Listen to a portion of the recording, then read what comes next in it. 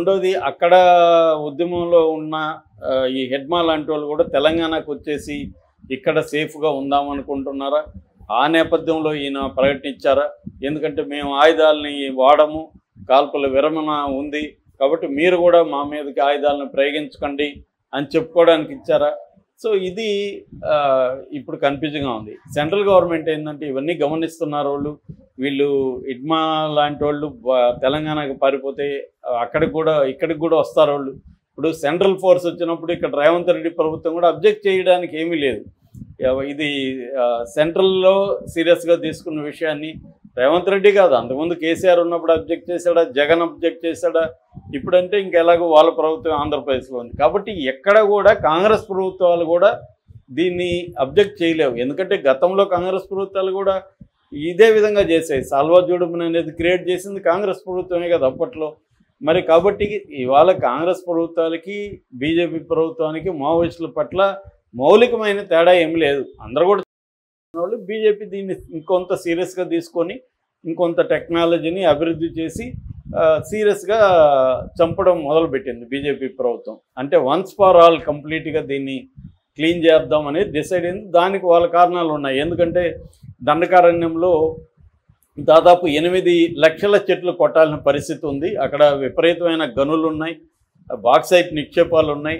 ఆ నిక్షేపాలకంతా మల్టీనేషనల్ కంపెనీలు కావచ్చు, ఇండియాలో ఉండే అదానీ, జిందాలు, వేదాంతు, టాటా ఇలాంటి కంపెనీలకి అన్నిటికీ ఆ మైన్స్ని ఇచ్చేశారు.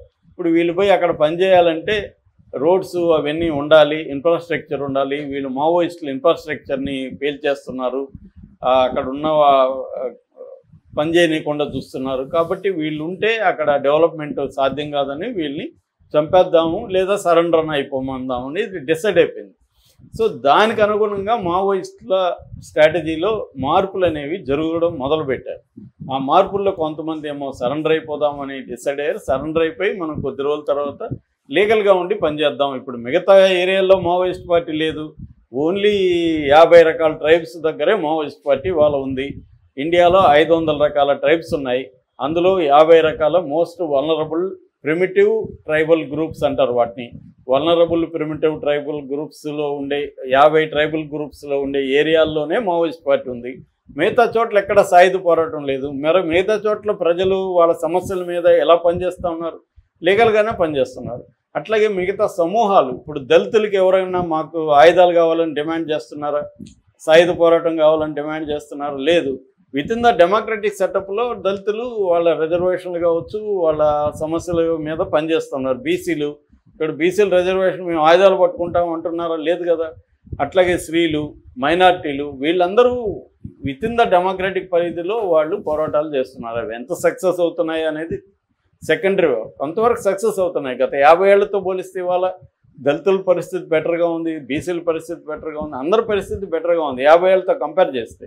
నువ్వు ఎప్పుడైనా కూడా బెటర్ అనేది ఎప్పుడు నువ్వు చరిత్రతో కంపేర్ చేయాలి, మన సమాజం ఇతరుల సమాజంతో కంపేర్ చేయాలి. ఇతర దేశాలతో కంపేర్ చేసినా కూడా ఇండియాలో డెవలప్మెంట్ అనేది అనేవన్గా అయినా సరే ఎక్కువ మందికి అయితే రీచ్ అవుతుంది. ఇవేవి సంబంధం లేకుండా మేము ఆయుధాలతోనే పోరాడతాము అని పాత భాష మాట్లాడుతూ ఉపయోగం లేదు. అంటే ఒక గంట కన్నీరు దుర్చుకొని ఒక గంట గన్ను పట్టుకుంటాం అనేది రాయడానికి బాగుంటుంది, కానీ అవతల నువ్వు గన్ను పట్టుకునే పరిస్థితి, పోరాడే పరిస్థితి లేదు. నీ దగ్గర ఉన్న గన్స్, నీ దగ్గర ఉన్న టెక్నాలజీ కంటే 1000 రెట్లు 2000 రెట్లు అవతల స్ట్రెంగ్త్ ఉంది. దీనికి ఏవో పాత థీరీలు చెప్తుంటారు. ఇది వాళ్ళ ఇంట్లో వాళ్ళు కూడా కన్విన్స్ కారు, వాళ్ళ పక్కన అతను కూడా కన్విన్స్ కాడు వీళ్ళ థీరీలు, చెప్పే వాళ్ళ థీరీలు అయినా వీళ్ళు చెప్పుకుంటూనే ఉన్నారు.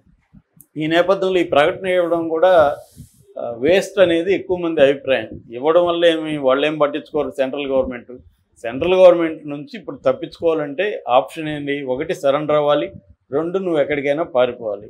ఎక్కడికి పారిపోతారు? వీళ్ళకి విదేశాల్లో నెట్వర్క్ లేదు, నాయకులకి పారిపోయే పరిస్థితి కూడా లేదు. నాకు తెలిసి ఏంటంటే ఇంకా ఉన్నవాళ్ళు కూడా సరెండర్ అయిపోతారు. మొన్న కూడా మల్లోజుల వేణుగోపాలరావు ఒక 5 నిమిషాలు వీడియో చేసి తన ఫోన్ నెంబర్ ఇచ్చారు, సరెండర్ అయిపోవాలి, దీనికి ఫోన్ చేయండి అని.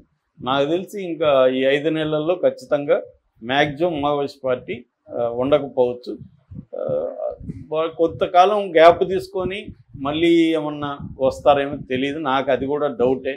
ఎందుకంటే ట్రైబల్ బెల్ట్ అంతా కూడా అభివృద్ధిలోకి వచ్చేస్తే ఎవరు వెళ్ళరు. దానికి ఎగ్జాంపుల్ ఏంటంటే 10th క్లాస్ చదివినాక అంటే 9th పాస్ అయ్యి 10th వెళ్ళిన వాళ్ళు ఎవరో కూడా మావోయిస్ట్ పార్టీలో ట్రైబల్స్లో నుంచి కూడా చేరట్లేదు.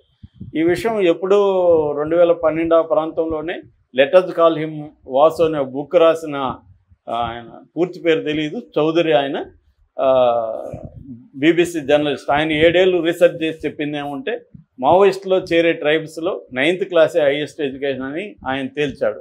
అంటే అర్థమేమి, ట్రైబ్స్ డెవలప్మెంట్ ఉన్న చోట మావోయిస్ట్ పార్టీలకి వెళ్ళట్లేదు.